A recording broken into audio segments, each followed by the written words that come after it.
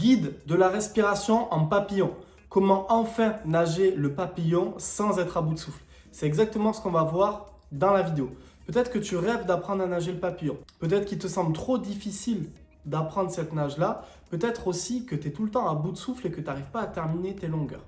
Dans cette vidéo, on va voir l'importance d'une bonne synchro bras-jambes pour être capable de dégager ta tête hors de l'eau et faire une belle inspiration. On va voir un éducatif parfait pour bosser l'inspiration dans la nage du papillon. Et je vais te donner mes 3 secrets pour une inspiration parfaite, des astuces qui peuvent faire toute la différence et qui peuvent t'aider à largement être beaucoup plus à l'aise dès tes prochaines séances en papillon. Petit pouce bleu si le concept de cette vidéo te plaît. Petit pouce bleu si tu as envie de progresser en papillon.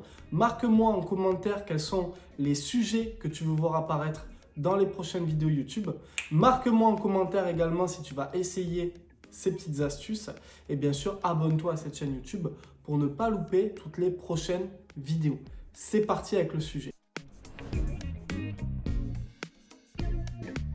L'importance de la synchro bras-jambes en papillon. Il est super important d'avoir une belle ondulation alliée à un beau mouvement de bras sous la surface en pape pour pouvoir mettre une impulsion qui t'aide à inspirer facilement devant dans la nage du pape. Parce que souvent, c'est ça le problème, c'est ne pas être capable de dégager suffisamment de puissance sous l'eau pour amener la tête hors de l'eau. Donc, il faut d'abord bien comprendre ta synchro. La synchro en pape, c'est un coup de bras égale 2 battements et tu vas placer ton inspiration tous les 2 coups de bras. Ton inspiration, tu vas la placer au moment où tu prends ton premier appui avec les bras et à ce même moment, il y a une grosse ondulation propulsive qui te permet justement d'engager cette phase propulsive et tu peux en profiter pour placer ton inspiration. Ensuite, il y a une deuxième ondulation équilibratrice qui s'accompagne du moment où tu vas poser les 2 bras devant, puis un temps d'arrêt.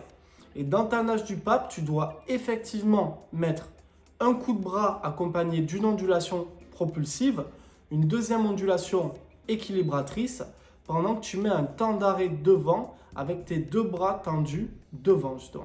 Ça, c'est pour la synchro. La meilleure chose pour bien capter ta synchro, c'est pape, un bras avec les palmes. Et tu répètes papillon à un bras avec les palmes jusqu'à que tu sois totalement à l'aise avec ta synchro en pape. Pour une vidéo plus complète sur la synchro, je te laisse en étiquette ma dernière vidéo sur le papillon et tu pourras compléter cette vidéo-là avec cette deuxième pour pouvoir être un crack dans cette nage-là. Partie 2.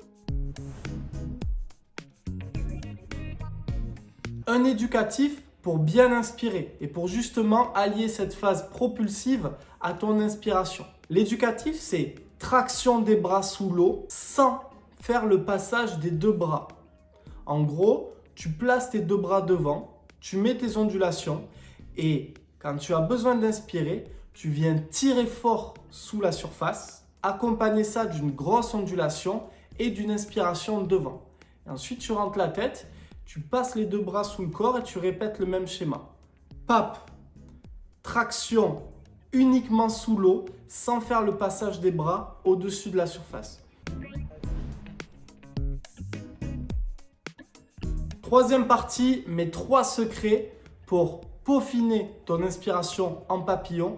Des petites astuces qui peuvent faire toute la différence dans ta nage et dans ton essoufflement en papillon. Première astuce, quand tu nages le pape, tu vas venir amener la mâchoire vers l'avant comme ceci. Regarde bien, je me mets de profil. En gros, ta mâchoire vers l'avant, comme ça.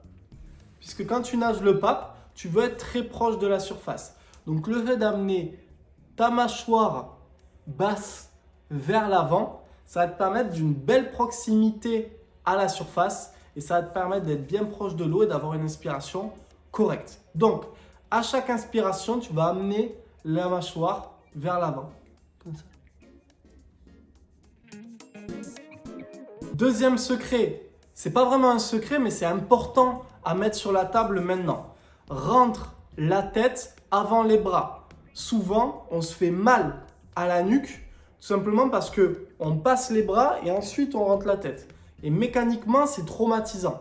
Alors que ce qu'on veut, c'est inspirer avec une belle traction de bras. J'accompagne ma traction de bras et mon ondulation solide pour l'inspiration.